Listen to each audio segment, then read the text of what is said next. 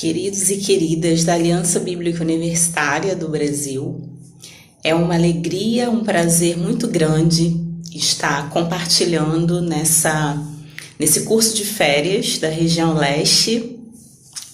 A minha primeira palavra é gratidão. Gratidão a Deus, gratidão à Aliança Bíblica Universitária e também a região leste, que é a minha região e foi a minha região durante muitos e muitos anos. Eu sou Ilzani, sou serva do Senhor Jesus e tenho a alegria de participar com vocês nesse formato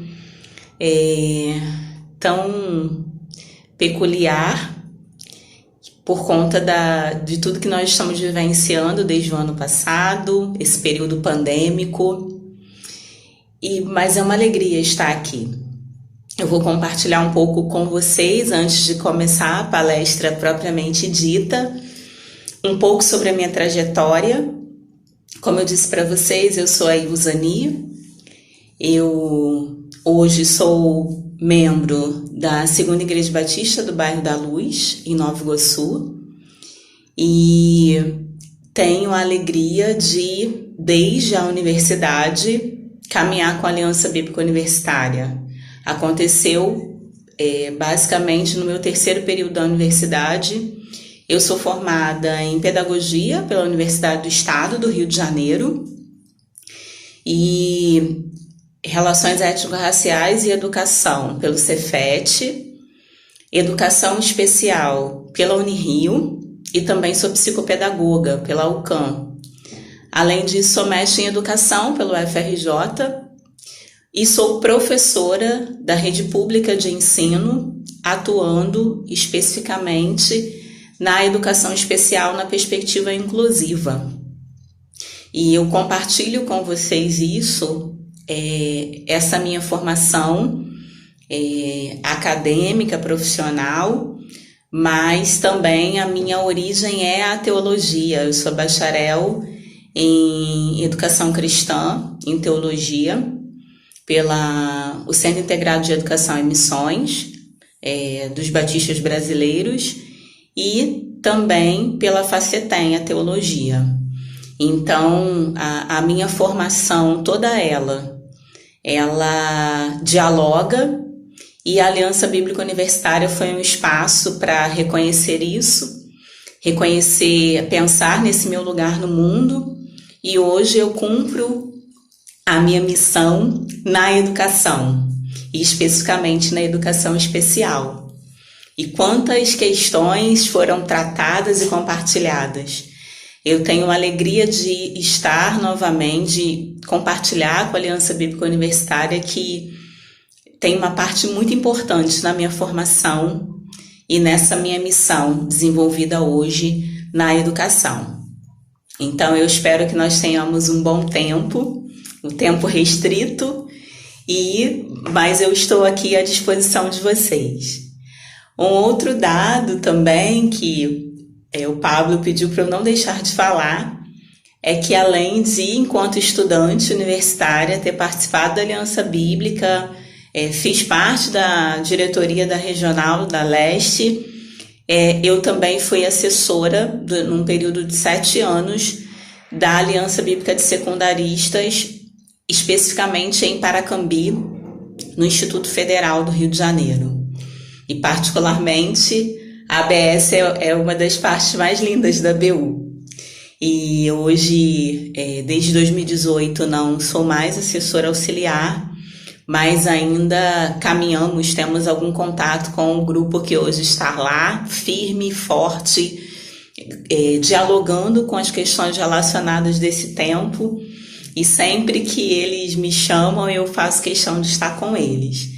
Então, foi um novo olhar também a partir da educação para o ensino médio. E eu caminhei com eles esse tempo todo. A nossa primeira geração já está no mestrado e recentemente o nosso primeiro grupo e os demais alguns já na universidade e alguns terminando o ensino médio. Então é uma alegria muito grande compartilhar. A proposta que nos foi feita a partir do diálogo travado com o tema Testemunhas, forte. É um tema muito forte, baseado no livro de Atos, a partir do capítulo 13, quando é dada a viagem missionária e todas as questões que vocês estão estudando nesse tempo. Então, o tema pensando o nosso contexto a partir da escola. Não tem como pensar nessa missão que nos foi dada pelo mestre, da proclamação, mas também de olhar o contexto, de olhar as pessoas e dialogar com elas e vê-las. Porque algo que é muito marcante na trajetória de Jesus é que ele via as pessoas e os seus discípulos sendo capacitados pelo poder do Espírito Santo. Foram chamados a serem testemunhas em toda a Judéia, Samaria e até os confins da terra. Então, pensar o nosso contexto a partir da escola tem a ver com ver as pessoas, ver a escola. Então, a primeira questão que a gente vai trazer aqui a partir desse tema é pensar no contexto de qual escola a gente está tratando, qual escola a gente está falando, né? Eu sou professora na educação básica, nos anos iniciais, professora dos anos iniciais, né, que hoje é a educação infantil, 1º ao 5º ano, e atuo na educação especial, que é o atendimento educacional especializado, que é o atendimento específico, personalizado para pessoas com deficiência dentro da escola. Então, a minha ação ela se dá em 2 municípios da Baixada Fluminense, sendo que nos últimos 5 anos eu tenho atuado especificamente no município de Mesquita, além de pensar as ações específicas a partir de uma Secretaria de Educação, eu coordeno a área específica de educação especial. Na perspectiva inclusiva, uma das atribuições é o acolhimento às famílias e o olhar dessa escola, desse aluno, dos professores, das equipes pedagógicas e esse ambiente onde o aluno está. Então, a primeira questão que eu quero trazer aqui a partir desse tema e de vários outros que a gente vai desenvolvendo é pensar no contexto de qual escola. Então, faça um exercício aí comigo. Quando você pensa em escola, quando você pensa na educação básica, que são os anos de escolaridade que estão antes da universidade, o que vem à sua mente? E aí você pode ficar bem à vontade aí no espaço que você está. Se você também for compartilhar no diálogo, no dia em que a gente vai compartilhar, tratar pontos específicos dessa palestra, você também pode trazer. Mas a questão quando a gente pensa escola, pode vir N questões. Só que hoje, pensando no nosso contexto, a gente está falando de um contexto de uma escola, a gente está falando no contexto do direito à educação, a gente está falando no contexto da escola, mas que está dentro de um período pandêmico. A escola que é uma escola que ainda que esteja presencialmente em alguns contextos, ainda não é o meu contexto, as escolas dos municípios que eu trabalho, elas ainda não voltaram presencialmente, mas elas têm uma nova reformulação, que é o ensino remoto. Esse ensino que prioritariamente é dado à distância. No caso dos municípios que eu trabalho, além das plataformas digitais, esses alunos também eles têm acesso ao material impresso, porque a gente está falando de uma escola e de um determinado público. Então, quando em dado momento você também vai me ver falar especificamente desse contexto de escola na perspectiva da educação especial inclusiva. Então, eu vou também tentar trazer também alguns contextos dessa escola. Então, algo bem importante que a gente precisa pensar nesse tempo é que a proposta dessa escola, que é uma escola para todos, né?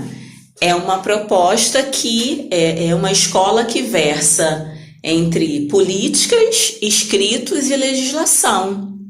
Mas a gente precisa também olhar para a realidade dessa escola, da educação básica, por exemplo.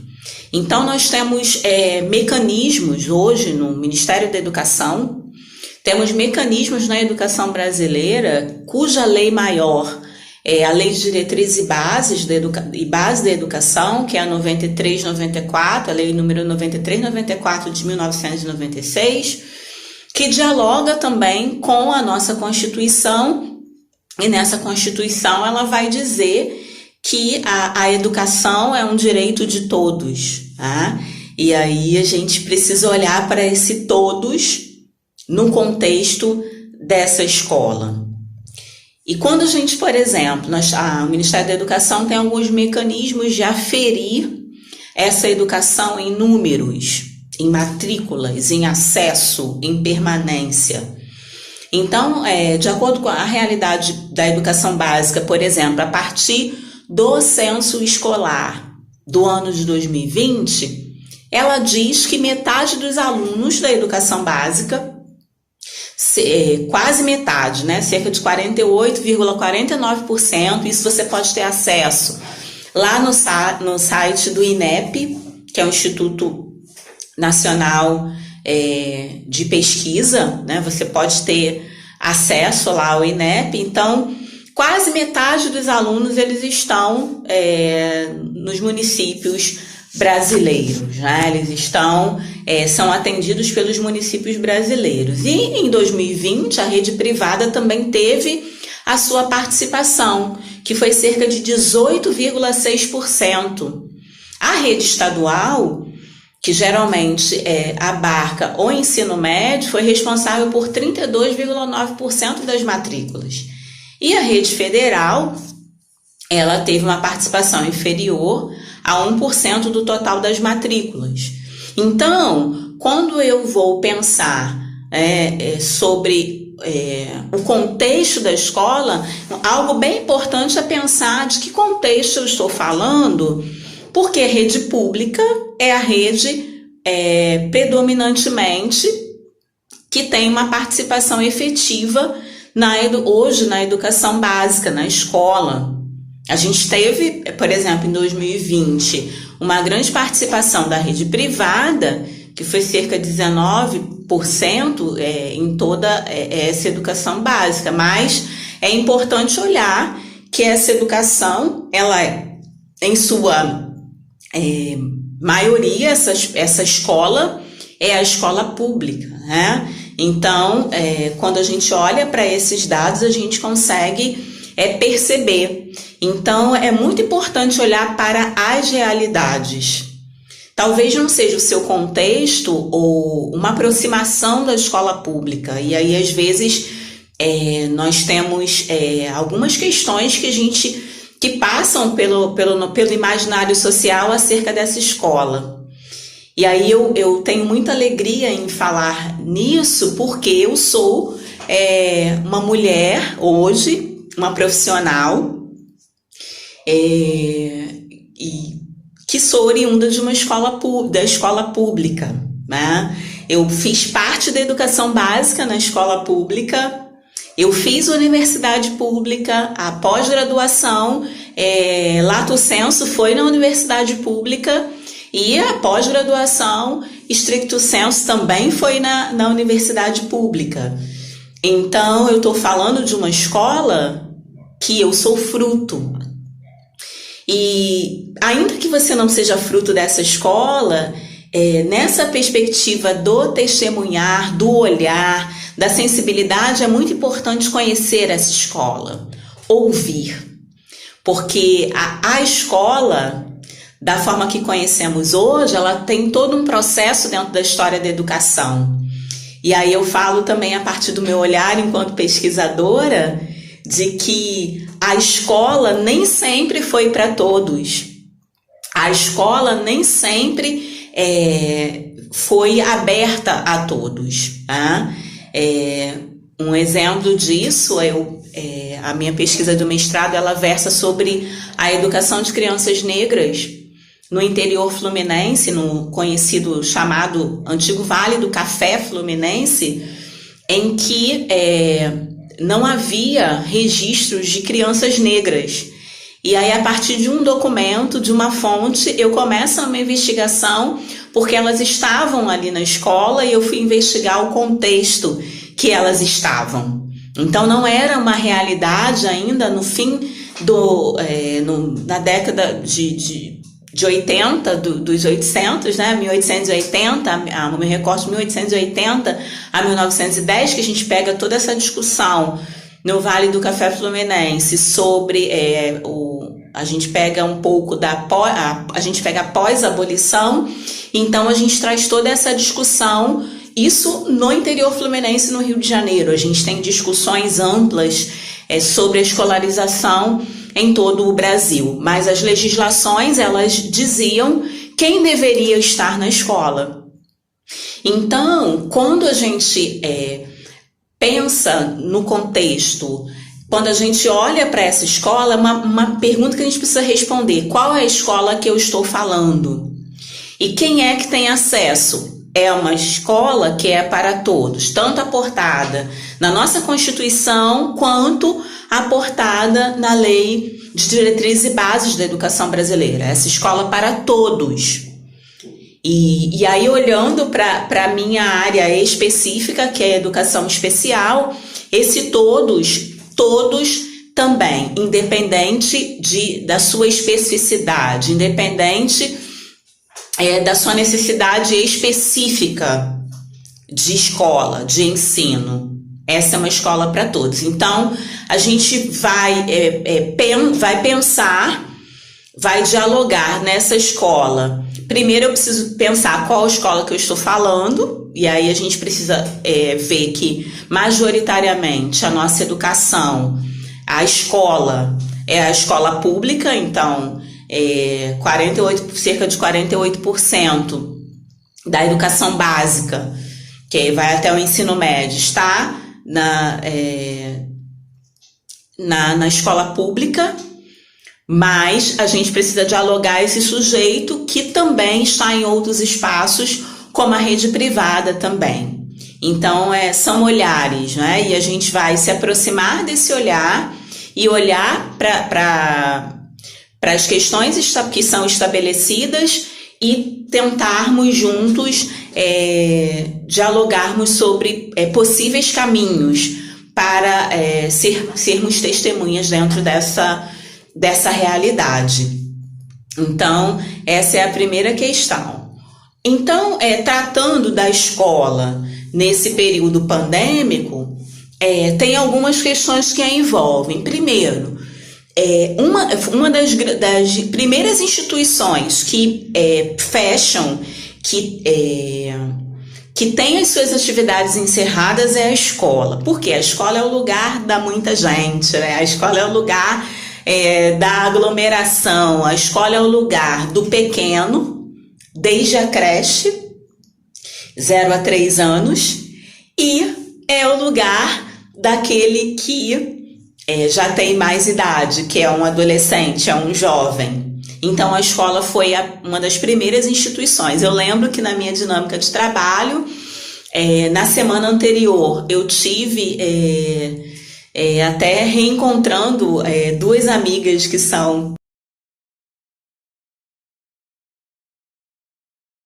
Sendo assim, essa escola que está no período...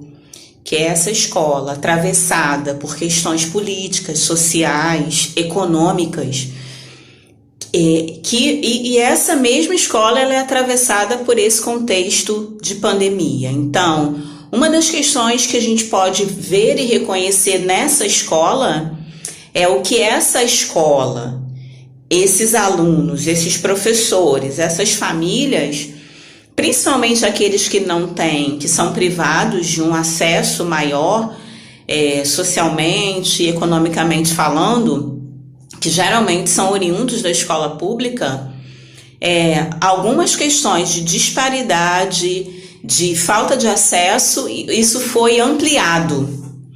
Um exemplo, um dos municípios que eu trabalho, nós demoramos um pouco para instituir alguma questão relacionada à plataforma ou a como ia fazer. Por quê? Entramos em março, no período, na pandemia, foi instituída a partir do 17 de março no nosso município, mas a gente em 2 semanas tinha passado por uma grande enchente. Então, muitas crianças, muitos alunos, eles estavam em situação de abrigo, tinham perdido alguns tinham perdido suas casas, que foram invadidas pelas águas da enchente e já estavam vivenciando isso. Então, como que a gente ia pensar em uma questão remota ou em tecnologia para indivíduos que primeiro já não tinham acesso e a outra estavam já passando por essa situação? Então, precisamos de um tempo, demoramos um pouco mais até para compreender as situações, para que essas crianças começassem, para que crianças, adolescentes, jovens e adultos tivessem acesso, porque em março também o Ministério da Educação ele deu diretrizes para a educação em tempos de pandemia, ou seja, caminhos. Então, um dos pareceres, por exemplo, aprovado lá em 28 de abril pelo Conselho Nacional de Educação, ele reorganizou o calendário escolar, possibilitando o cômputo das atividades não presenciais para fins de cumprimento da carga horária mínima por conta da pandemia.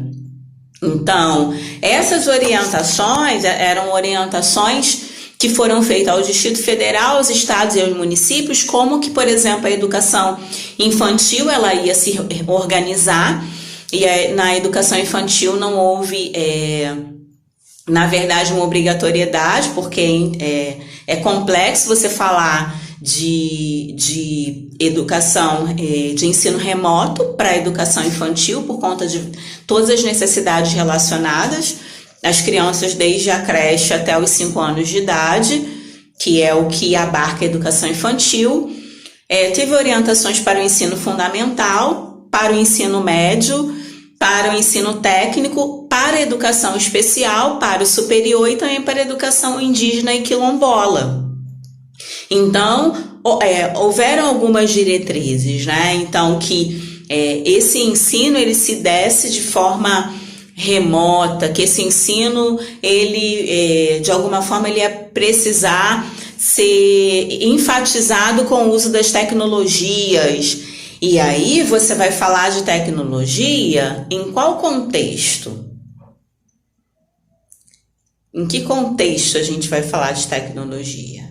A gente vai, por exemplo, ir lá para o IBGE, que estudantes da rede pública têm menor acesso à internet, né? Então, ele dá lá para a gente um percentual da população com mais de 10 anos de idade que utiliza a internet. Então, esses dados ele tinha lá de 2016 e vai crescendo em 2019. Mas esse número ainda é incipiente, ou seja, 78,3% da população com mais de 10 anos que utiliza a internet. Utilizar a internet não quer dizer ter internet todos os dias, ou ter internet para uma demanda maior. Por quê? Para que eu faça, por exemplo, subir esse vídeo para o YouTube, eu vou precisar de uma internet que tenha uma potência maior do que eu uso, por exemplo, para usar o WhatsApp. Então, a gente olha para essa escola, a gente olha para esses alunos, para essas famílias que em sua maioria já não tinham acesso, e isso foi ampliado nesse período pandêmico. Então, como se olhar e como se ver como testemunha nesse contexto? Uma outra questão relacionada por exemplo, as pessoas com deficiência, as pessoas que a legislação brasileira entende como chamado público-alvo da educação especial. Então, a educação especial e a Covid-19 e aí nós tivemos vários estudos e pesquisas, né? Um deles é uma produção da Interfaces Científicas, quando alguns autores vieram trazer à tona a educação especial e a Covid-19, aprendizagem em tempo de isolamento social. Então, eu estou falando do contexto de pessoas que, mesmo no ensino presencial, tinham as suas especificidades dentro do contexto escolar e que muitas vezes, para muitas delas, era difícil permanecer no tempo escolar estabelecido. E aí fica se pensando ainda mais em isolamento social e em a questão do uso de tecnologia. Então, por exemplo, nós temos muitos alunos que estão passando por um processo de desorganização emocional muito grande, isso alunos com ou sem deficiência. As famílias, muitas delas, perderam o seu acesso financeiro, perdendo o emprego, e temos também essa escola que não tem só os alunos, mas também tem os professores. Então, esse professor que precisou se reinventar, que precisou, a partir das diretrizes também direcionadas aos municípios, estados e ao Distrito Federal, precisou também se reorganizar, principalmente no uso das tecnologias. E dentro desse contexto social e econômico também, de muitos do não acesso à internet. Então, é uma realidade que não é uma realidade de todos ter um computador em casa. Talvez, na mente de muitos de nós, isso nem passe. Mas eu tenho certeza que nesse tempo, por exemplo, você já passou pelo desespero de não ter internet. Eu já passei, pelo menos, não passei muitas vezes, mas assim, as vezes que eu passei foram suficientes para marcar. Porque reuniões sendo realizadas em casa por plataformas e participação em lives e atendimento às famílias, eu fiz alguns atendimentos às famílias através do WhatsApp, da questão da internet. Então a gente está falando de uma outra escola. Uma escola que nesse tempo entrou dentro da casa do professor, entrou dentro da casa do aluno, entrou dentro da sua casa. Em que escola e casa não tem mais não tem mais tanta separação. Então, quando eu penso e quando eu olho e penso nesse contexto da escola, eu penso num contexto de uma escola antes da pandemia e uma escola na pandemia e uma escola pós-pandemia. Porque mesmo que a gente fale, a gente tem conversado muito nisso, pensando os protocolos de retorno, essa escola não será a mesma. Como essas crianças retornarão ou já têm retornado? Porque hoje tem-se a opção de não participar desse espaço escolar. Então, muitas famílias têm optado por questões sanitárias de não enviar as crianças às escolas, mas os professores estão lá. E a saúde desses professores? A saúde física, uma temática que talvez a escola nunca pensou em lidar com tanta veemência, é a questão do luto. Então, essa escola que já é envolvida por tantas outras questões políticas, questões sociais, questões geográficas, ela também vai ter que lidar com outras questões. Então, quando a gente olha para a escola, quando a gente pensa a escola, e aí a gente faz a pergunta de que escola a gente está falando, qual vai ser ou qual tem sido, ou qual tem sido nesse tempo, qual vai ser a partir de então, qual foi o nosso papel enquanto testemunha. Então, testemunha é testemunha daquilo que viu, né? E sereis testemunhas. Para a missão de compartilhar a palavra, eles precisaram de um poder. Lá em Atos 1:8, né? E é esse poder para ser testemunha. Então, as questões da escola, ela envolvem pessoas. Eu sou formada, sou especialista em educação, eu trabalho nisso, sou professora concursada, mas algumas questões elas estão para além disso, que é essa pessoalidade, né? Ela tá, as questões que envolvem esse ambiente.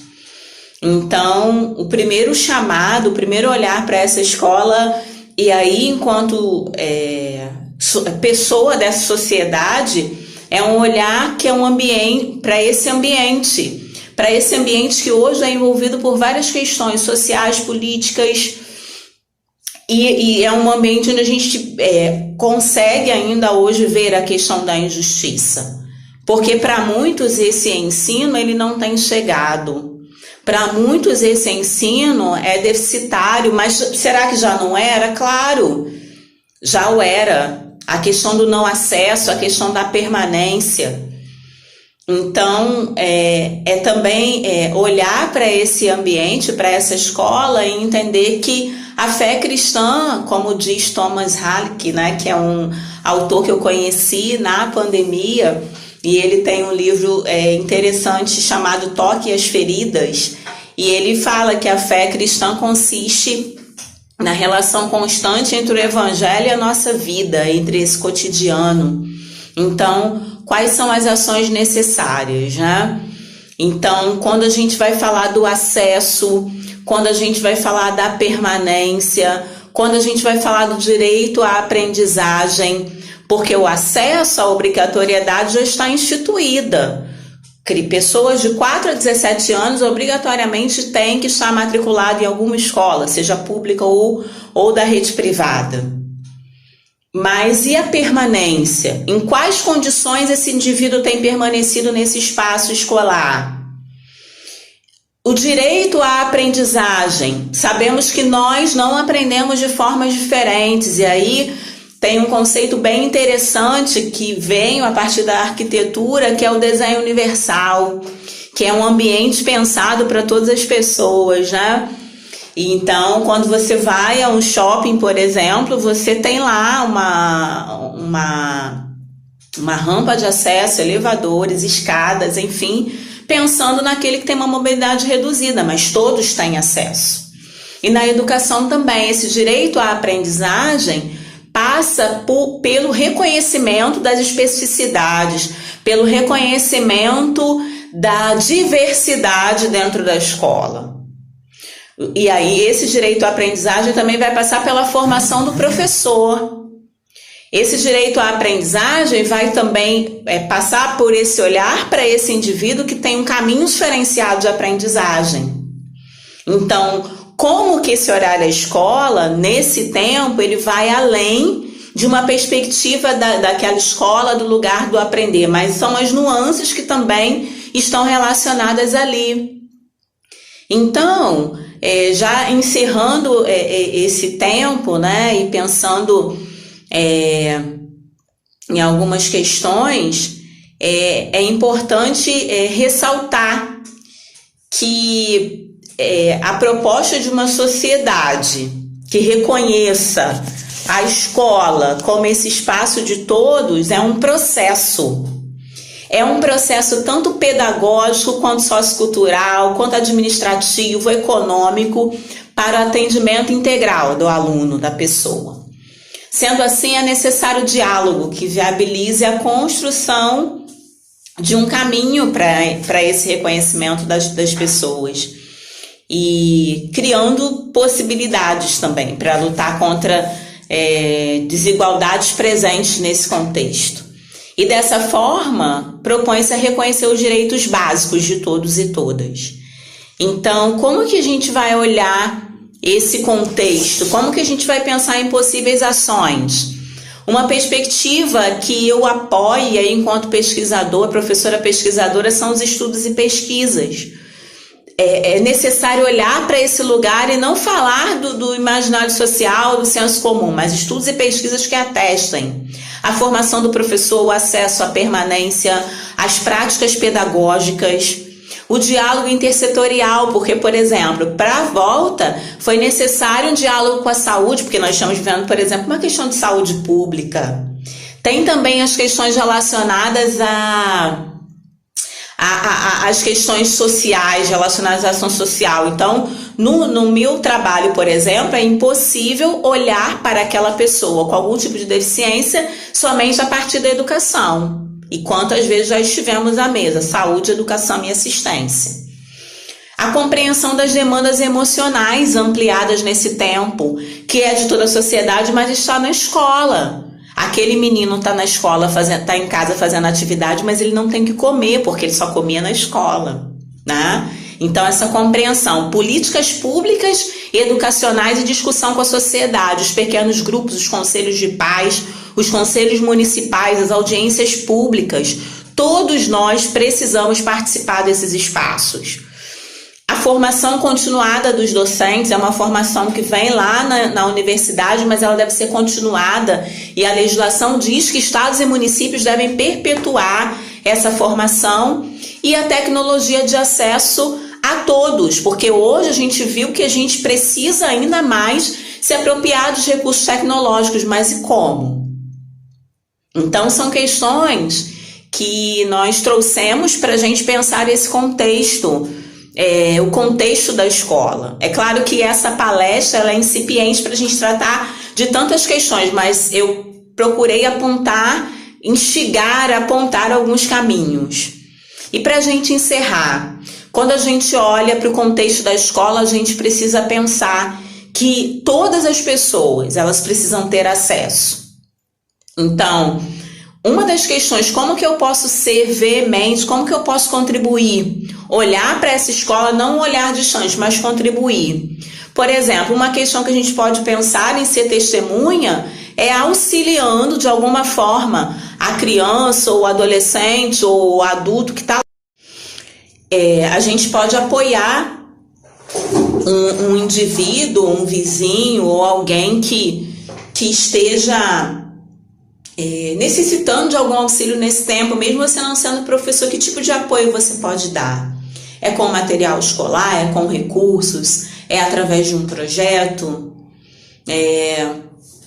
Então, quais são as dinâmicas recorrentes também que passam pela escola, como a alimentação, né? Estou numa comunidade que tem feito um projeto, né? A igreja que eu sou de origem está trabalhando num projeto. Quem puder, doe. Quem não puder, quem precisar, pegue. Então, é uma das questões desse tempo. A gente precisa desse poder para ser na sociedade, para olhar as realidades, para olhar esses contextos, para pensar esses contextos, que no nosso caso é a escola. Quanto mais a gente se aproxima, a gente nós vemos as pessoas.